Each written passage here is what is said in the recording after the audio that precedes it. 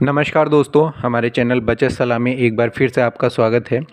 दोस्तों, अभी मैं आपसे कारवी स्टॉक ब्रोकिंग से रिलेटेड एक बहुत बड़ी न्यूज़ शेयर करने जा रहा हूँ, जिसमें ये कारवी स्टॉक ब्रोकिंग के लाइसेंस को एक्चुअली में एनएससी की तरफ से एक्सपेल कर दिया गया है, डिपोर्ट कर दिया गया है। और उसके अलावा एनएससी की तरफ से कारवी स्टॉक ब्रोकिंग को डिफ़ॉल्टर भी घोषित कर दिया गया है दोस्तों।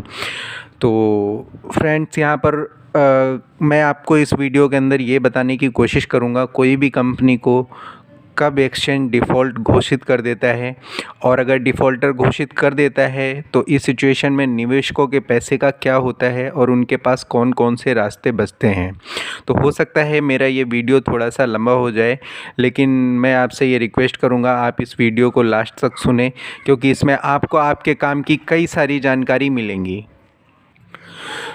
तो जैसा कि मैंने आप सब लोगों को बताया कि कारवी स्टॉक ब्रोकिंग के लाइसेंस को एनएससी ने अपनी लिस्ट से बाहर कर दिया है। तो ऐसा कब होता है, कोई भी कंपनी को डिफ़ॉल्टर कब घोषित किया जाता है? होता क्या है दोस्तों, ये एक प्रोसेस होता है सेबी का या एक्सचेंज का, जिसके अंतर्गत जब कोई निवेशक जा कर के किसी ब्रोकिंग कंपनी के खिलाफ़ शिकायत देते हैं, तो वो शिकायत पर एक्सचेंज को सुनवाई करनी होती है, और सुनवाई करने के बाद में एक्सचेंज ब्रोकर को एक टाइम देता है, एक समय सीमा देता है कि इस समय सीमा के अंदर आपको अपना जवाब सबमिट करना है। जैसा कि आपको याद होगा, कारवी स्टॉक ब्रोकिंग पर जब 22 नवंबर 2019 को बैन लगा था, तो सबसे पहले इनको 21 दिन का समय मिला था कि आपको 21 दिन के अंदर अपना जवाब देना है। तो ये प्रोसेस होता है एक्चुअली में एक्सचेंज का, और अगर ब्रोकर अपने तय समय सीमा के अंदर जवाब नहीं दे पाता है, तो या कस्टमर का जो पैसा होता है उसे वापस नहीं करता है, तो फिर एक्सचेंज की एक कमेटी होती है, वो ये डिसाइड करती है कि एक्सचेंज की तरफ से कंपनी को डिफ़ॉल्टर घोषित करना है या नहीं करना है। तो यहाँ पर जो फैसला रहा वो कारवी के पक्ष में नहीं रहा, क्योंकि कारवी ने 1 साल का समय लेकर के भी कस्टमर का पूरा पैसा वापस नहीं किया। तो एक्सचेंज की कमेटी ने इनको डिफ़ॉल्टर घोषित कर दिया है। तो अब बात करते हैं निवेशकों की कि डिफ़ॉल्टर घोषित होने के बाद में निवेशकों के पास क्या रास्ते बचते हैं। तो यहाँ पर 2 रास्ते बचते हैं निवेशकों के पास में। पहला रास्ता निवेशकों के लिए ये है कि जब कोई भी कंपनी एनएससी की तरफ से डिफ़ॉल्टर घोषित कर दी जाती है, तो उस कंपनी को ऑलमोस्ट 3 महीने का टाइम मिलता है। अगर वो कंपनी 3 महीने के अंदर कुछ पॉजिटिव रिस्पॉन्स दे करके अपने कस्टमर का पूरा पैसा वापस करके एक्सचेंज के पास जाती है, तो एक्सचेंज की तरफ से उनका लाइसेंस दोबारा से उन्हें वापस दिया जा सकता है, और डिफ़ॉल्टर का दाग भी उनके ऊपर से हटाया जा सकता है। यहाँ पर गौर करने वाली बात ये भी है कि फ्रेंड्स, कारवी स्टॉक ब्रोकिंग को एनएससी की तरफ से डिफ़ॉल्टर घोषित किया गया है, न कि सेबी की तरफ से किया गया है। तो सेबी भी इनको मार्केट में वापस ला सकता है। तो अभी हम बात कर रहे हैं निवेशकों की। तो निवेशकों के लिए जो मैंने बताया, अगर 3 महीने में कारवी स्टॉक ब्रोकिंग अपने कस्टमर का पैसा वापस करती है, तो अपने लाइसेंस को वापस ले सकती है। और अगर वो ऐसा नहीं करती है, तो इस सिचुएशन में सेबी 3 महीने के बाद अपना स्टैंड लेता है, और सेबी जो स्टैंड लेता है, सेबी के स्टैंड के अंतर्गत आईपीएफ का प्रोसेस आता है। आईपीएफ के प्रोसेस के थ्रू सेबी कस्टमर का पैसा जो होता है वो वापस करता है।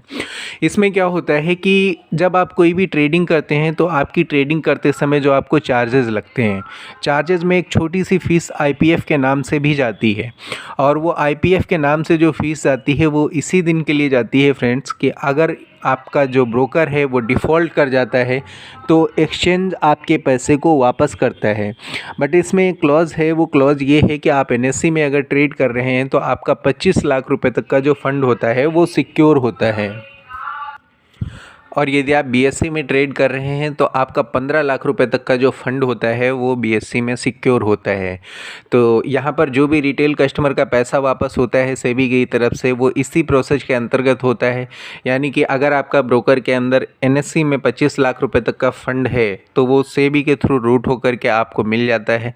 और अगर बीएससी में आपका कोई 15 लाख रुपए तक का फ़ंड है, तो वो सेबी के थ्रू रूट होकर के मिल जाता है। हालाँकि जब सेबी कोई ब्रोकर डिफ़ॉल्ट करता है, तो उसके 3 महीने के बाद सेबी ये एक्शन ले सकता है, और अगले 3 महीने तक आप अपनी ये रिक्वेस्ट को सबमिट कर सकते हैं कि मेरा भी पैसा इनके पास में था। मतलब आप अपने पैसे को वापस पाने के लिए 3 महीने तक एप्लीकेशन दे सकते हैं।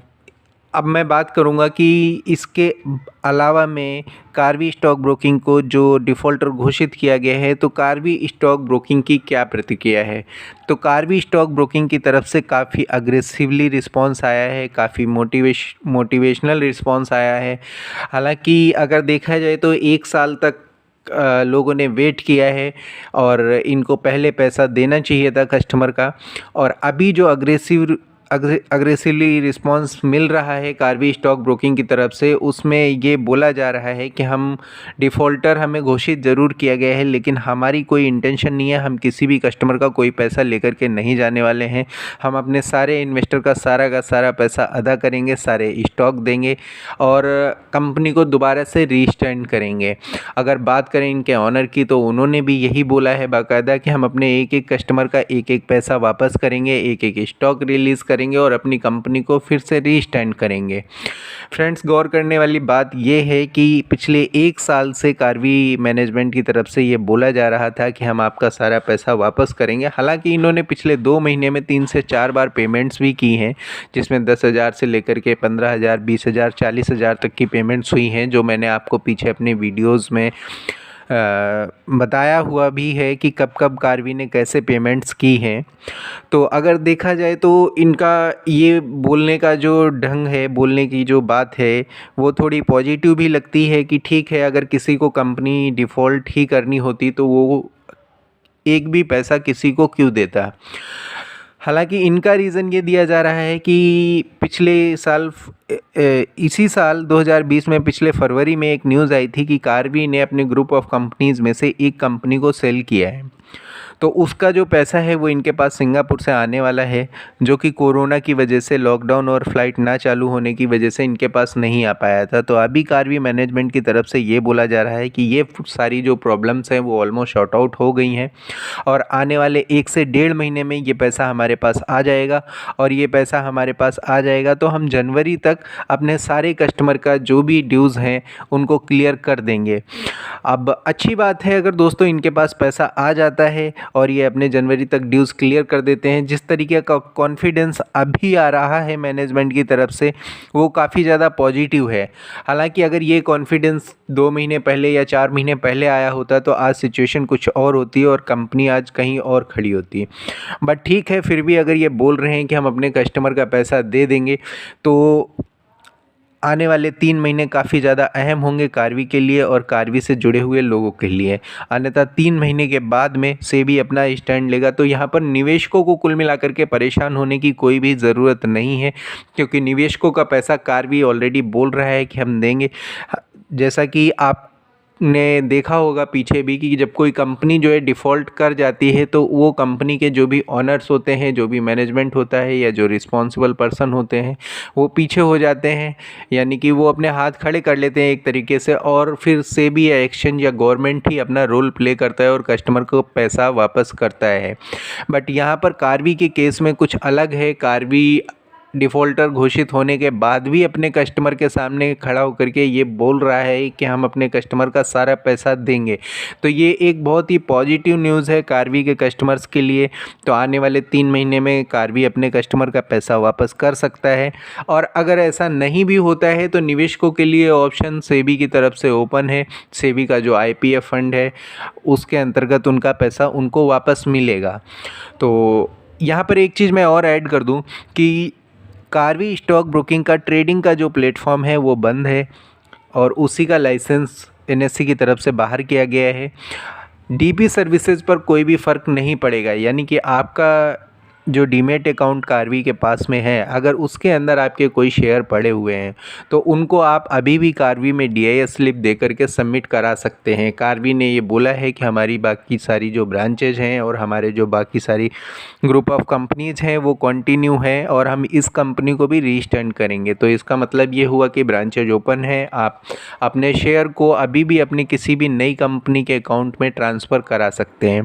इसी तरह के कार्वी स्टॉक ब्रोकिंग से रिलेटेड वीडियोज़ के लिए और स्टॉक मार्केट की न्यूज़ के लिए आप हमारे चैनल बचत सलाह को सब्सक्राइब करें। धन्यवाद।